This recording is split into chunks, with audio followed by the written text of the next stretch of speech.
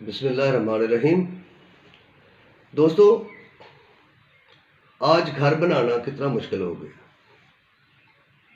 پہلے پلاٹ کسی سوٹیبل جگہ پہ آپ دیکھتے ہیں تو لاکھوں روپیوں کا پلاٹ آتا ہے، پھر اس کی تعمیر یقین جانیں ساری زندگی آدمی جو ہے نا وہ ایک خواب دیکھتا ہے اپنے بچوں کے لیے، اپنے فیملی کے لیے، اور وہ میرے خیال میں ایک بار کوئی یہاں تک پہنچ سکتا ہے، اور کروڑوں اس پہ خرچ آ جاتا ہے گھر بنانے میں۔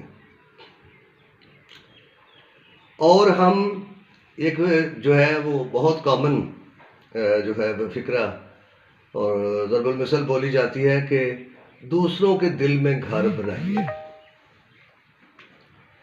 تو دوسروں کے دلوں میں گھر کیسے بنایا جانا ہے؟ خرچہ اس میں بھی آنا ہے۔ یہ بات کہنے میں آسان ہے، کرنے میں ناممکن نہیں ہے، لیکن تھوڑی مشکل ضرور ہے۔ تو خرچہ اس پہ بھی آنا ہے، اور وہ کس طرح سے آنا ہے اور وہ کیا خرچہ ہے وہ میں آپ کو بتانے لگا ہوں کہ اس کے لیے جو پلاٹ آپ نے خریدنا ہے وہ محبت کا پلاٹ ہونا ہے۔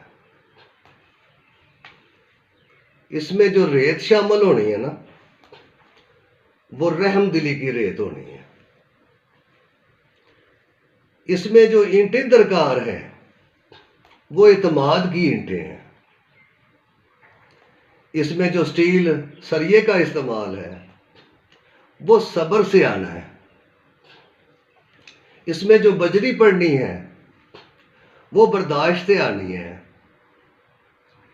اس میں جو سیمنٹ استعمال ہونا ہے وہ صلہ رحمی کا سیمنٹ ہے۔ اس میں جو لینٹر سے پہلے قالب تیار ہونا ہے وہ قربانی سے تیار ہونا ہے، قربانی سے قالب بننا ہے۔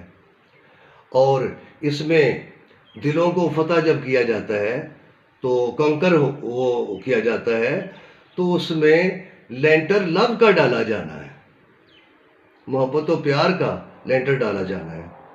اس طرح دل میں گھر بن جائے گا۔